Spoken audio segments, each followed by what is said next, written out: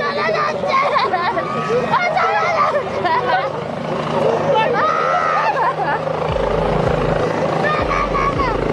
বলো না একটু নেমে আসতে, ওকে বলো না একটু নেমে আসতে। অভিনেতা দেবের সঙ্গে সেলফি তুলতে না পেরে কেঁদে অজ্ঞান হয়ে গেলেন এক তরুণী। সেলিব্রিটিদের প্রতি ভক্তদের আবেগ মাঝে মাঝে এমন পর্যায়ে পৌঁছায় যা সাধারণ কাণ্ডজ্ঞানকেও ছাড়িয়ে যায়। এমন এক ঘটনার সাক্ষী থাকলো ঘাটাল লোকসভা কেন্দ্রের অন্তর্গত মেদিনীপুরের এক নির্বাচনী জনসভা।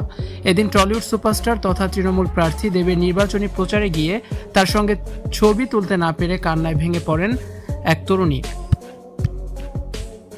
ভিডিওতে দেখা যায় দেবকে চোখের সামনে দেখে ওই তরুণী অত্যন্ত আবেগপ্রবণ হয়ে পড়েন। তিনি জানান দীর্ঘক্ষণ রোদে দাঁড়িয়ে অপেক্ষা করার পর দেবের সঙ্গে হ্যান্ডশেক করার সুযোগ পেলেও নিরাপত্তারক্ষীদের বাধায় তার সঙ্গে কোনো ছবি তুলতে পারেননি।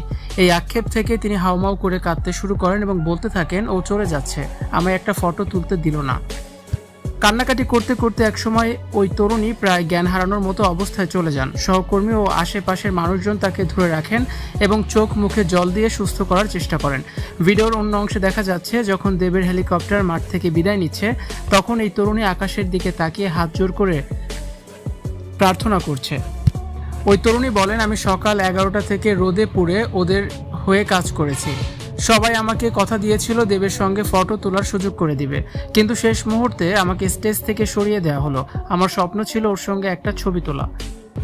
ভিডিওটি সোশ্যাল মিডিয়ায় ছড়িয়ে পড়তেই মিশ্র প্রতিক্রিয়া দেখা গিয়েছে।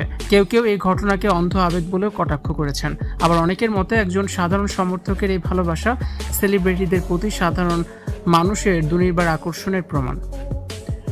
ঘটনা যাই হোক না কেন, দেবের প্রতি এই তরুণীর এমন উন্মাদনা বর্তমানে জেলা জুড়ে আলোচনার কেন্দ্রবিন্দুতে পরিণত হয়েছে। ভিউয়ার্স, এই বিষয় নিয়ে আপনি কি বলতে চান অবশ্যই কমেন্টস করে জানিয়ে দিন এবং ভিডিওটি দেখার জন্য ধন্যবাদ।